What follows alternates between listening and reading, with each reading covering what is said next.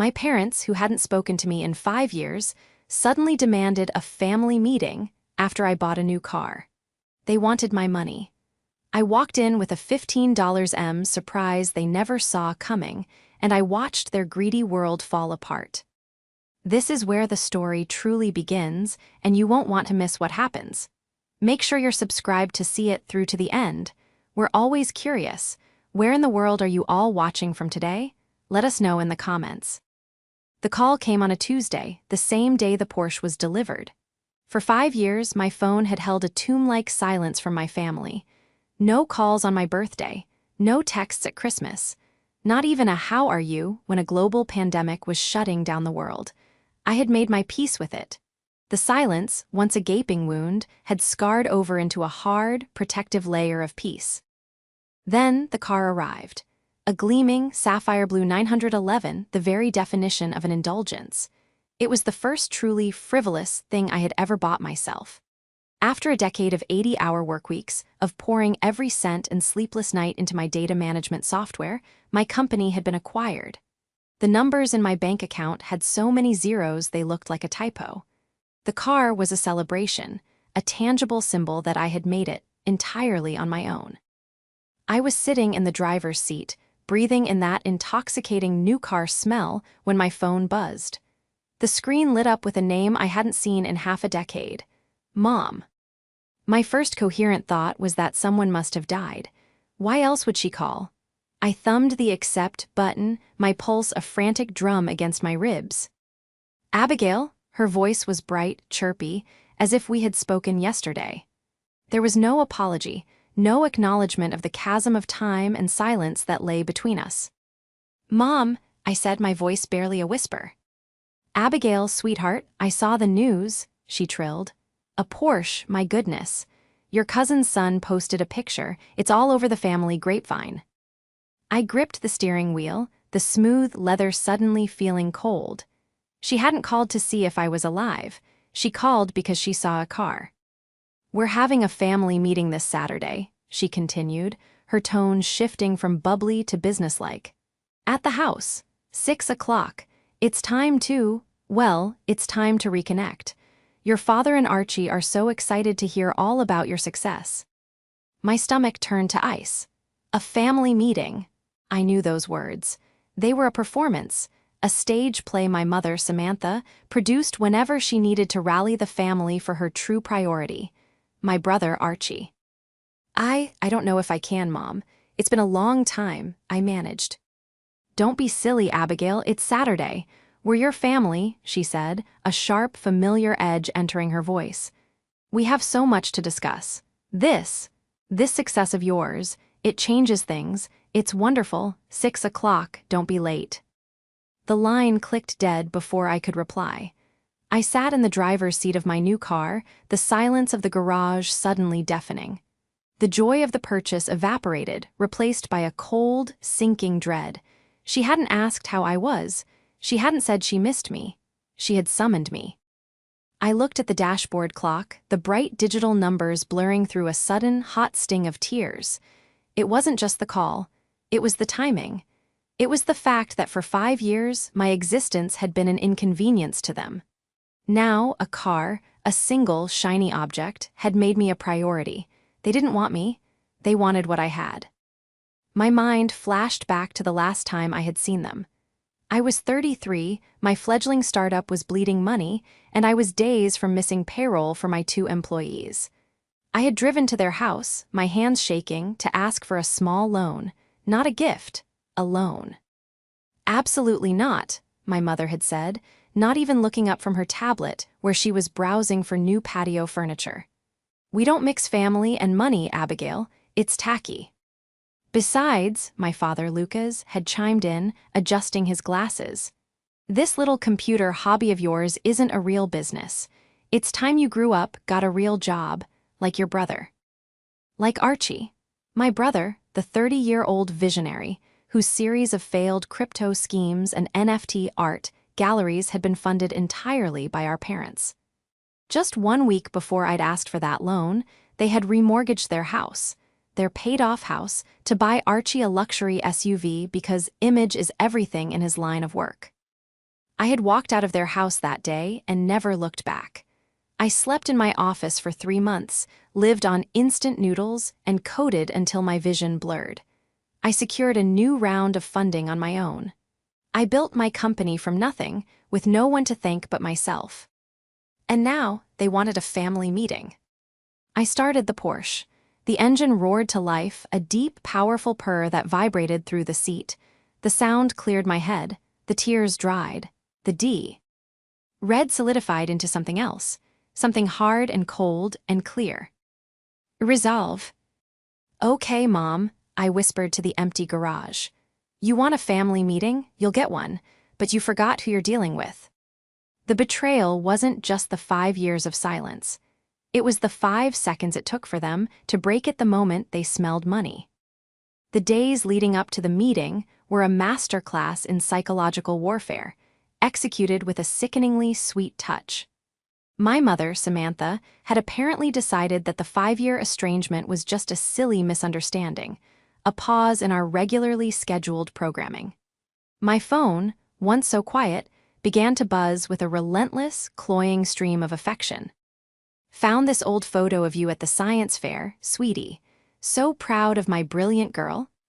A picture of me at 12, holding a ribbon with a younger Archie mugging for the camera in front of my project. Your father and I were just talking about how we always knew you'd be a star. We should have dinner at the Monarch to celebrate just us. Each text was a small, calculated pinprick, designed to wear down my defenses, to rewrite history, to make me forget the years of being told my nerdy hobby was a waste of time. It was a performance, and it was insulting. The most unnerving interaction, however, came from my brother. Archie sent me a text on Thursday night. It was just a link to a glossy, ridiculous article about the top 10 crypto utopias being built in 2025. I didn't reply. He texted again an hour later. Big things coming, sis. Biggest one yet. We need to talk. A cold shiver went down my spine. We need to talk. That was Archie's signature line, the preamble to a financial request. It was the same thing he'd said before he'd borrowed my college textbook money and never returned it, the same thing he'd said before he'd conned our grandparents into funding a revolutionary avocado toast delivery app that never delivered a single avocado. I stared at the text, the blue light glare hurting my eyes. They weren't even being subtle. The call from my mother, the sudden flood of fake nostalgia, and now the priming from Archie, it was a coordinated attack. They were setting the stage for an ambush. And all I could think about was the one crucial thing they had forgot. This thought had been my companion for the last 2 weeks, ever since the acquisition papers were signed. It had been there when I'd met with my legal team. It had been there when I'd signed the final documents, my hands steady. They had forgotten one crucial thing. They thought of me as the quiet, awkward, nerdy daughter. The one who could be safely ignored because she never made a fuss. The one who would sit quietly at Thanksgiving while Archie dominated the conversation with his grandiose, empty boasts. They had dismissed me so completely for my entire life that it never occurred to them that the same brain that built a multi-million-dollar tech company from scratch might also be capable of seeing exactly what they were doing. They saw the Porsche and assumed I was a naive tech nerd who had stumbled into money. They saw me as a new, untapped resource, a bank. On Friday, the day before the meeting, my mother called again. Abigail, darling, I'm just planning the menu for tomorrow. I'm making your favorite, the beef roast. My favorite was, and always had been, lasagna. The beef roast was Archie's favorite. He was a notoriously picky eater, and the entire family's menu had revolved around his preferences for as long as I could remember. That sounds lovely, Mom, I said, my voice flat. Oh, it will be. We're all just so excited to have you home. It's been too long. Her voice was dripping with a sincerity that was utterly counterfeit. It's time for this family to finally be a family again, to support each other. You understand, don't you, dear? Support each other, there it was, the hook baited and cast. I understand perfectly, Mom, I said. I've actually been working on something myself. A surprise, something I'm very excited to share with you all tomorrow. It's about support and the future.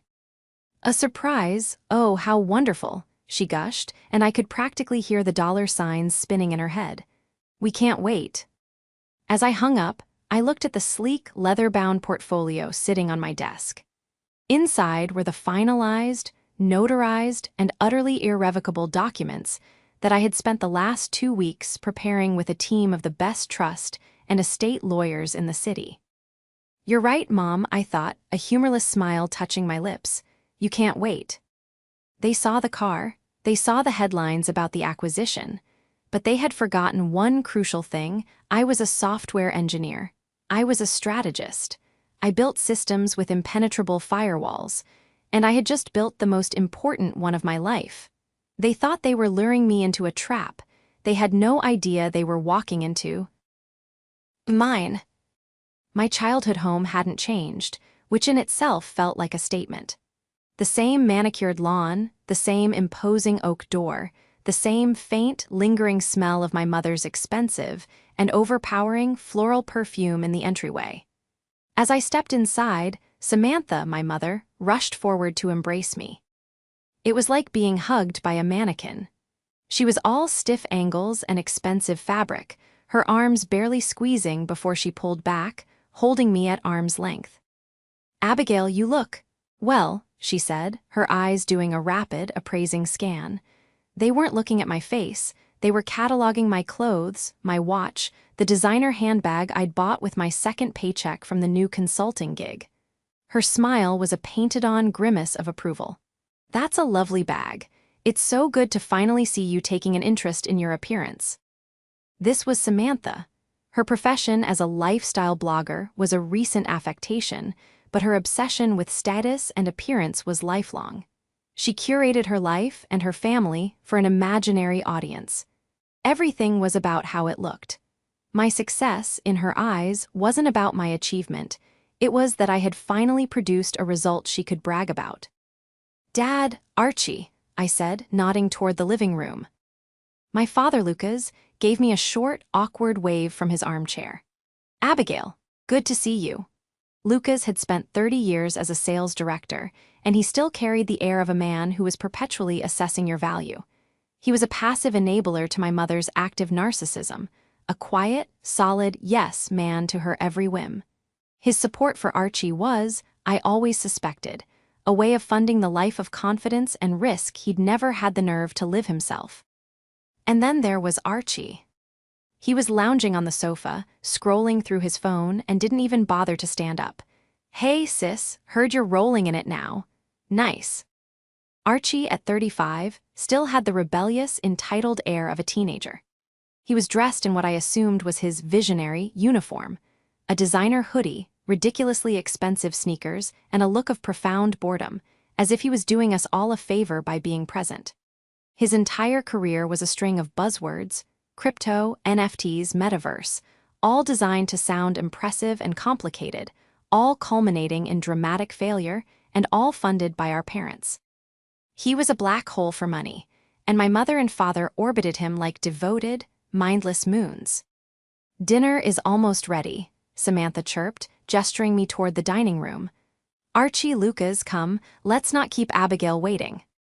The table was set with the good china, the one reserved for holidays or impressing people. This was, without a doubt, an impress and ambush maneuver. We sat. My mother launched into a breathless monologue about her blog's recent collab with a local boutique, while my father asked a few perfunctory questions about my work, his eyes glazing over when I used words like data architecture. Archie just kept tapping on his phone under the table. The beef roast was served. It was, as always, dry. So, Abigail, my mother said, dabbing her lips with a linen napkin as the main course was cleared. Her voice took on the low, serious tone she used for family business. It is just wonderful to have you back. We've missed you terribly. I met her gaze. Have you? She gave a nervous little laugh. Of course, dear, of course, and we are just so incredibly proud of you, all that. Coding, it finally paid off. It did, I said. Which brings us, my father cut in, leaning forward. He was in sales mode now. To the future, to family, and to opportunities. Archie finally pocketed his phone. He sat up, a predatory gleam in his eye. This was it, the pitch. "The thing is, sis," Archie began, his voice oozing a practiced, casual charm, "I'm on the verge of something massive, bigger than anything before. It's a new token, an NFT-backed environmental credit system. It's going to revolutionize, well, everything." I just stared at him. An NFT-backed environmental credit system. "Exactly," he said, apparently taking my deadpan repetition as a sign of interest. "It's brilliant, but it needs a serious liquidity injection to get off the ground. The kind of capital that," he gestured vaguely at me, "well, the kind of capital you're now familiar with." My mother beamed, placing her hand on his. "Your brother is a genius, Abigail. He just needs a start, the kind of start you had." The audacity of that statement hit me like a physical blow. The start I had. The start where I worked 3 jobs to pay for my community college classes. The start where I slept on a borrowed air mattress in a tiny office. The start where my own parents told me to stop playing games and get a real job just a week after liquidating their assets for him. "Is that so?" I kept my voice perfectly level. "We were thinking," my father said, steepling his fingers, "that an investment of, say, 5 million would be a good, solid number. A family investment. You help your brother, you help the family. We all rise together." They all looked at me, their faces a mask of greedy, expectant smiles. They had no shame. They had no self-awareness. They had just laid out, in plain terms, that the only reason I was sitting at this table was to be their new financier. I let the silence hang in the air for a long, heavy moment. I watched their smiles begin to waver. "But they had forgotten one crucial thing," I said, almost to myself. "What's that, dear?" my mother asked, her smile tightening. I reached down to the briefcase I had placed by my chair. I clicked it open. They forgot who I am. The shift from passive victim to active strategist hadn't happened in a single moment. It had been a slow, cold burn that started the day I walked out of their house 5 years ago. But the plan, the clever trap, as I'd come to think of it, began the second I hung up the phone with my mother after her family meeting summons. I didn't just sit and wait for the ambush. I prepared for it. The day after the call, I wasn't just test driving my Porsche. I was on a conference call with my legal and financial team. "So, let me get this straight," said Anne, my lead attorney, a woman with a mind like a steel trap. "After 5 years of total silence, your family calls you for a meeting the day they see you've bought an expensive car." "That's the long and short of it," I said, pacing my minimalist living room. "My brother is a serial failure entrepreneur. My parents are his enablers. They're going to ask me for money, a lot of money. And you don't want to give it to them," Anne stated. "I want to do more than that," I said, stopping to look out the window at the city skyline. "I want to make it impossible for them to ever ask again. I want to take this power they think I have, this money, and put it so far out of their reach that the very idea of it becomes a monument to their own greed." Anne was silent for a beat. "I like it. What do you have in mind?" "My payout," I said. "The liquid portion from the acquisition, it's just over $15 million. I want it gone, all of it." "Gone where?" "I want to create an irrevocable charitable trust," I said, the words tasting like freedom. "I want to fund STEM scholarships, specifically for underprivileged women. The kind of young women who have a brilliant idea and no family to back them up. The kind of woman I was." This was my leverage. This was the crucial thing they had forgotten. They assumed my new wealth was a liquid pool of cash I was sitting on, ready to be ladled out. They couldn't conceive of a world where I would already have a plan for it, a plan that didn't involve them. For the next 3 days, my condo became a war room. Lawyers and financial advisors came and went. We drafted the trust deed. We defined the mission. We selected a board. We structured the endowment so that the $15 million principal was untouchable. generating interest to fund the scholarships in perpetuity. It was airtight, it was binding, and most importantly, it was irrevocable. Once I signed it, not even I could reverse it. But I wasn't just building a defense, I went on the offense. While the lawyers drafted, I did what I do best. I dug for data. I hired a private investigator, a discreet professional recommended by Anne. I want you to find out everything you can about my brother Archie, I instructed him, his businesses, his investors, his debts. It didn't take long. The man wasn't a criminal mastermind, he was just a sloppy, entitled leech. The report came back on Friday morning, less than 36 hours before the meeting. It was worse and better than I could have imagined. Archie wasn't just failing, he was in deep trouble. His latest crypto venture had collapsed, and he hadn't just lost our parents' money. He had conned a handful of other local, small-time investors, friends of our father's from his old golf club. They were furious. They were threatening to sue. One of them, a retired dentist, was threatening to go to the DA. Archie wasn't just looking for seed money for a new revolution. He was looking for a bailout. He was desperate. And my success had appeared like a divine miracle, a lifeline sent to save him from the consequences of his own actions. The pieces clicked into place. The family meeting wasn't just an opportunity, it was a desperate, last-ditch recovery mission. They weren't asking me to invest. They were planning to use me to plug the hole in Archie's sinking ship, to pay off his debts so the family image wouldn't be tarnished. I closed the Pies report. I looked at the finalized trust documents on my desk, waiting for my signature. I signed every page. I now had the $15 million surprise. I had the legal documents, and I had the truth about Archie's massive opportunity. I was no longer the daughter they remembered. I wasn't the passive, quiet girl who could be ignored. I was the CEO who had just negotiated a 9-figure acquisition. I was a strategist, and I was walking into that family meeting not as their daughter, but as their opponent. I was walking in with a trap of my own. I let their demand hang in the air, the request for $5 million echoing in the suddenly silent dining room. My mother's smile was a rictus of expectation. My father looked at me with the practiced, neutral expression of a salesman about to close a deal. Archie just looked impatient. $5 million, I repeated, my voice calm.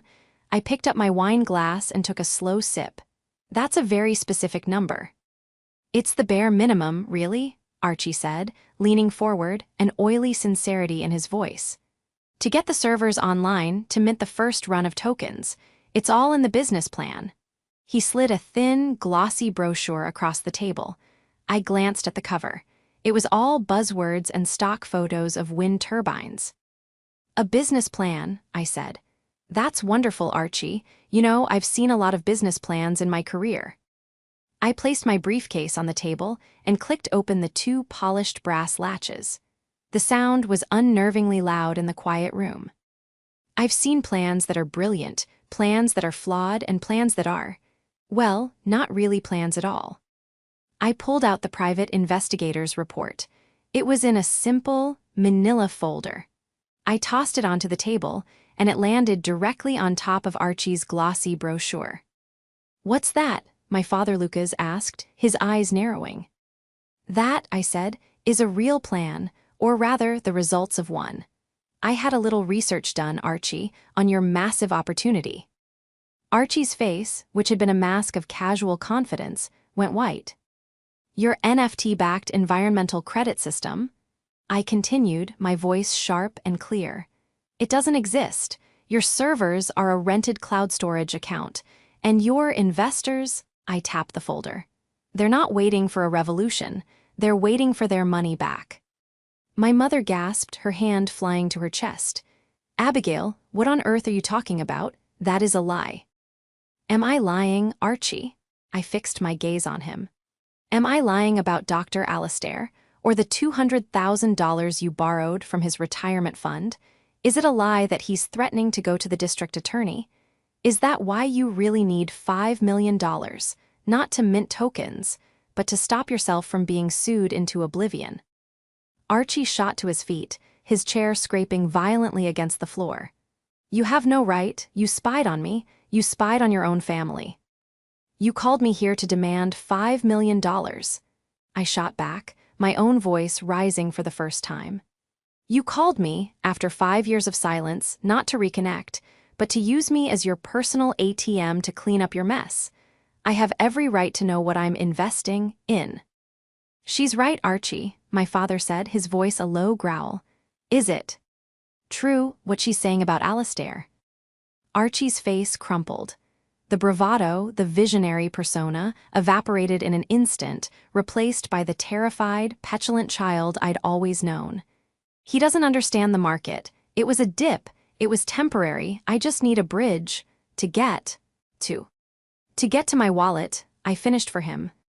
This is not how this was supposed to go, Samantha whispered, her eyes wide with panic, looking back and forth between her husband and her son. This was supposed to be a celebration. It was supposed to be an ambush, Mom, I said, my voice dropping, all the heat vanishing, replaced by ice. You saw the Porsche, you saw the headlines, and you thought, finally, she's useful. You didn't call to ask how I was. You didn't call to say you were sorry. You called to collect. I stood up, my chair making no sound on the thick rug. You wanted to talk about family support. You wanted to talk about my surprise. You're right, I have one. I reached into my briefcase again, past the Pies report. I pulled out the second folder. This one was bound in rich, dark blue leather, matching my car. You want to know what I did with my money, the money you're all so excited about. I opened the portfolio. You see, you all assumed I was just a naive girl who got a big check. You forgot something, the most crucial thing. I paused, looking each of them in the eye. You forgot, I said, that I'm smart, smarter than all of you. I laid the first page on the table. It was the cover sheet, embossed with the name of the law firm and the title. The Abigail Mason Foundation for Women in STEM. Finalized, notarized, and filed with the state as of yesterday morning. Their faces were blank, they didn't understand. What is this? My father asked, squinting at the paper. This, I said, is my $15 million surprise.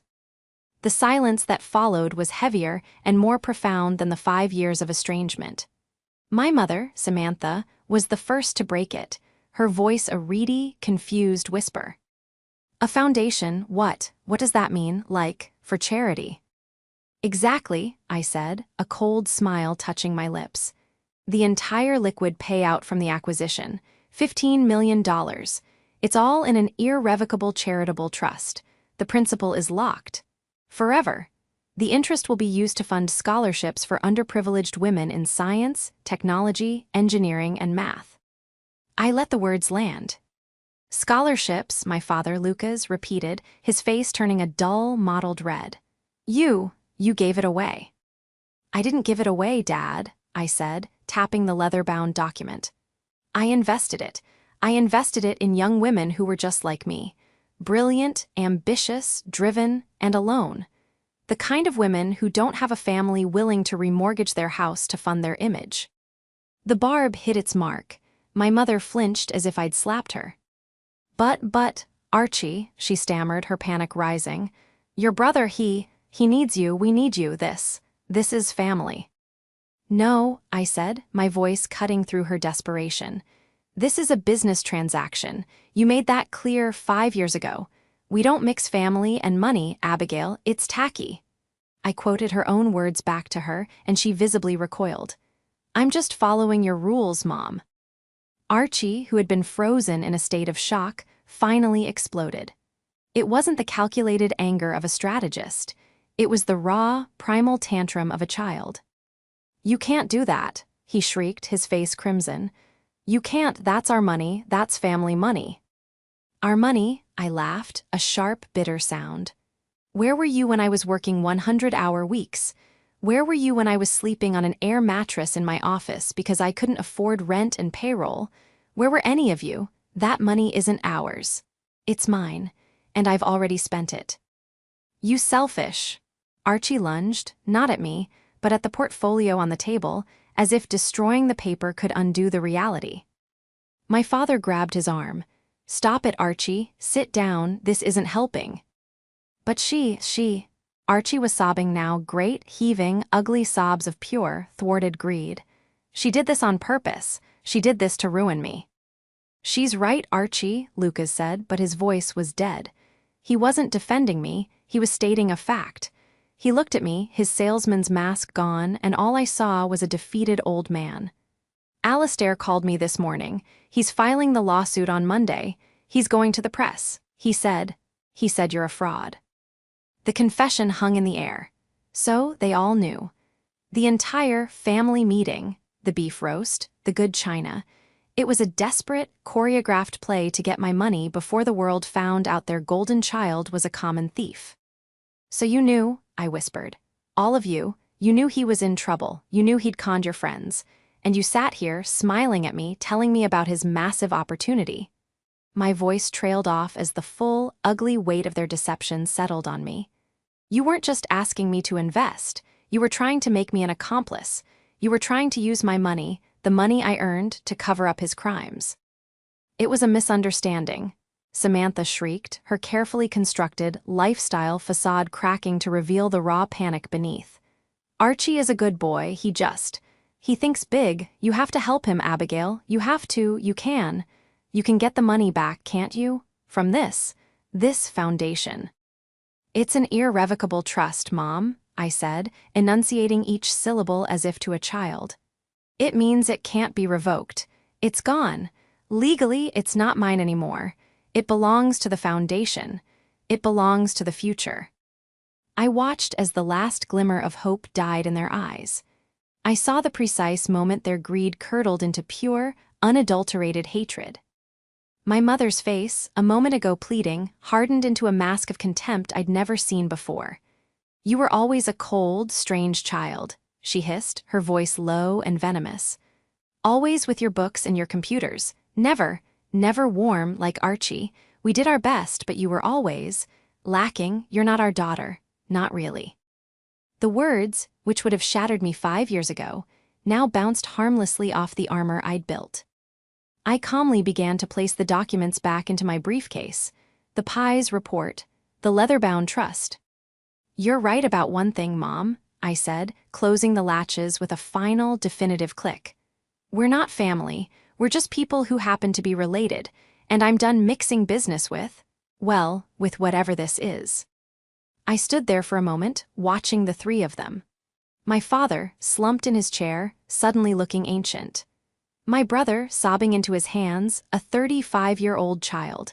And my mother, glaring at me with a hatred that was more honest than any "I love you" she had ever uttered. This wasn't a family, it was a failed business, and I was walking away from the table. And was on the doorknob when my mother's voice, now stripped of all its fake warmth and left with a jagged, desperate edge, cut through the room. "You will not walk out that door, Abigail, after everything we've done for you." I turned, one eyebrow raised. "Everything you've done for me? This should be interesting. Please enlighten me." The room was a pressure cooker, and I had just cranked the heat. This was the showdown. This was the final, public, or at least semi-public reckoning. "We raised you," she cried, her voice rising. "We put a roof over your head, we fed you. We paid for that computer camp you loved so much." "You mean the one I got a full scholarship for?" I replied, my voice dangerously quiet. "The one you complained about because it meant you had to drive me 20 minutes out of your way twice a week. You are an ungrateful, selfish." "I am ungrateful?" I took a step back into the room. The shock had worn off, and now all that was left was a cold, righteous anger. "Let's talk about grateful, shall we? Let's talk about the roof over my head, the one you remortgaged, the one you gambled on him." I pointed at Archie, who was still hiding his face. "We did that to help your brother," Lucas snapped, finding his voice. "Something you, clearly, know nothing about." "You didn't help him," I said, walking slowly toward the table, my briefcase in hand. "You enabled him. You taught him that actions have no consequences. You taught him that he could fail and lie and even steal, and that someone else would always be there to clean it up." First, it was you. And now you expected it to be me. I looked at Archie. Get up, Archie. He flinched, looking up at me, his eyes red and puffy. What? Get up, you want to be a visionary. You want to be a CEO? Then stand up and look at the person you tried to con. He struggled to his feet, a pathetic, trembling wreck. You didn't just need 5 million, did you? I said. You needed to silence your investors. You needed to stop them from talking. Because if they talked, they wouldn't just sue you. They'd sue you, Dad. My father's blood drained from his face. That's not true. Isn't it? You're the one who introduced him to Dr. Alastair. You're the one who vouched for him at the golf club. You consult for his company. The PI report says you're listed as a managing partner on 2 of his shell corporations. You're not just his father, Lucas. You're his partner. His actions are your actions. His fraud is your fraud. My father collapsed back into his chair as if his strings had been cut. The realization hit him. I hadn't just protected my money. I had exposed his liability. My mother, Samantha, looked at her husband, then at her son, and then at me. Her face was a terrifying mask of comprehension and rage. You did this, she whispered. You came here, with your reports and your traps. You wanted this. You wanted to destroy us. No, I said, my voice final. You destroyed yourselves. I'm just the one who held up the mirror. I turned and walked out of the dining room. I didn't run. I walked. I could hear my mother start to scream, a primal, frustrated wail. I could hear Archie yelling, "What are we going to do? What are we going to do?" I opened the front door. The cool night air hit my face, and it felt like the first clean breath I'd taken in my life. Abigail. My mother had followed me onto the porch, her face contorted. You can't just leave. You're ruining this family. I stopped at the top of the walkway and turned to face her one last time, standing under the warm glow of the porch light. The family was already ruined, Mom, I said, my voice clear and carrying in the quiet night. You just papered over the cracks with money, first yours and now you thought with mine. But the foundation? Well, the foundation was always rot. A neighbor, walking his dog, paused on the sidewalk, watching the drama unfold. Samantha noticed him and her face flushed with humiliation.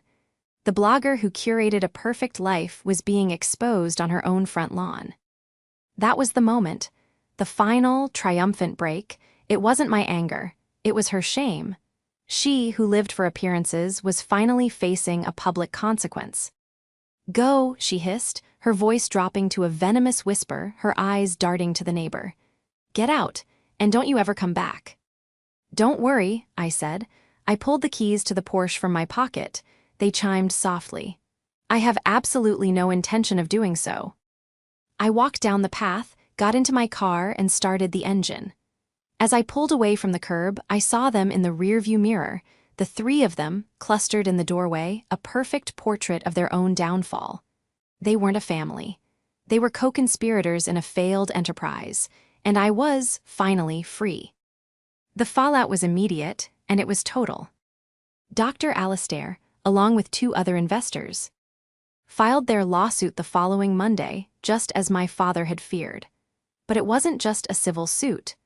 Emboldened by the fact that the family safety net, me, was clearly not going to intervene, they forwarded their evidence to the district attorney's office.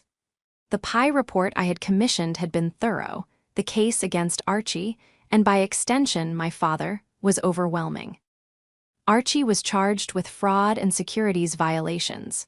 Lucas, as a listed partner who had actively solicited investments, was named as a co-conspirator. The perfect family image my mother had spent her entire life curating was obliterated in a single, public court filing. To avoid a trial, they sold the house that was already heavily mortgaged, to pay for their legal fees and a fraction of the restitution they owed. Samantha's lifestyle blog went dark. The online comments had become a torrent of ridicule from the very community she had tried so hard to impress. Their social circle evaporated overnight.